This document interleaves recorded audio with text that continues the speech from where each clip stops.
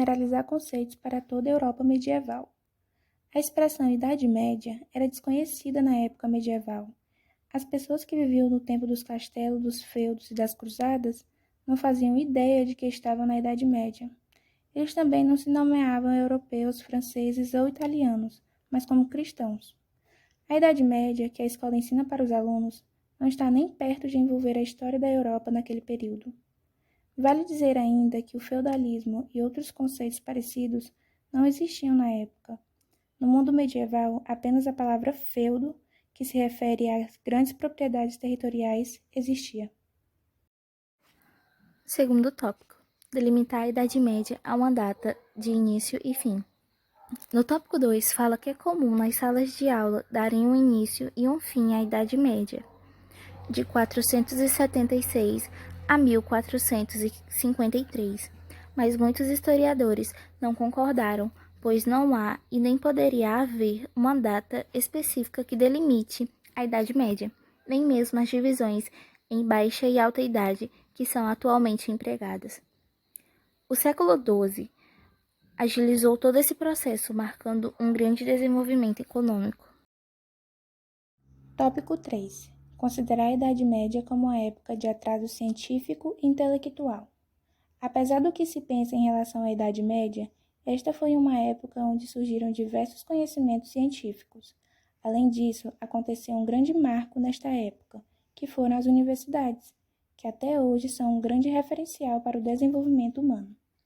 Além da expansão das atividades voltadas para a economia, a burguesia urbana despertou a expansão da escrita e disseminou novas ideias que contribuíram para as transformações culturais da época.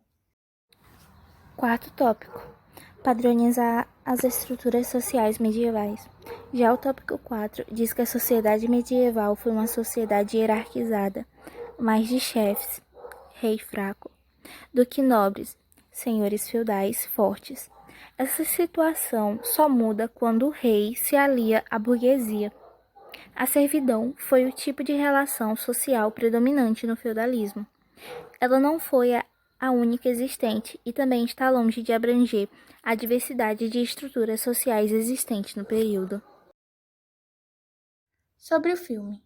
A sátira O Incrível Exército de Brancaleone foi um clássico do cinema italiano. Foi lançado em 1966, dirigido por Mario Monicelli. Tudo se passa na Itália no século XI, retratando a Europa medieval. Brancaleone reúne um grupo pequeno de pessoas e sai pela Europa em busca de um feudo que diz ter direito. A sátira vai mostrando temas da Idade Média, como a temida peste negra e as cruzadas, que foram movimentos com fins religiosos que partiram em direção à cidade de Jerusalém, onde pretendiam mantê-la sob domínio dos cristãos. Essa sátira faz referência com alguns tópicos citados no texto: a Idade Média contada nas salas de aula, 8 estereótipos do seu ensino, que foi passado pelo professor. São eles: o filme faz ligação com o tópico 6 do texto, onde fala que a ideia de considerar a Idade Média como uma época de atraso científico e intelectual já não é mais certa e não deve ser utilizada, o que condiz com o filme, que mostra a expansão da escrita, já que se vê que muitos deles sabiam ler e interpretar as escritas dos pergaminhos. O filme faz referência ao último parágrafo do primeiro tópico, onde menciona que os conceitos sobre o feudalismo, sociedade feudal ou sistema feudal não existiam na Idade Média. O mundo medieval conhecia apenas a palavra feudo, que era usada para nomear a posse de uma parcela do patrimônio fundiário. A cena mostra um grupo de plebeus oferecendo a Brancaleone um título de posse de um feudo. No tópico 3 do texto, cita que a caracterização da economia medieval era fechada em torno do feudo e exclusivamente agrária. O historiador Mark Bloch critica essa visão ao dizer que a economia medieval não se limitava somente a isso. Tinha as trocas de mercadorias, que eram irregulares, mas não inexistentes.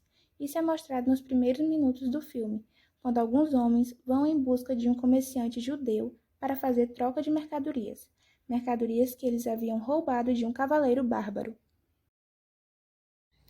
Em várias cenas, o pequeno exército de Brancaleone era muito fiel a ele, assim fazendo referência ao segundo parágrafo do quinto tópico, onde faz menção aos vínculos de fidelidade, onde cabia aos camponeses a contribuição de serviços e obediência ao seu senhor, que tem como função proteger seus servos. Esses laços de dependência e fidelidade eram a base das representações políticas, econômicas, sociais, culturais e do cotidiano.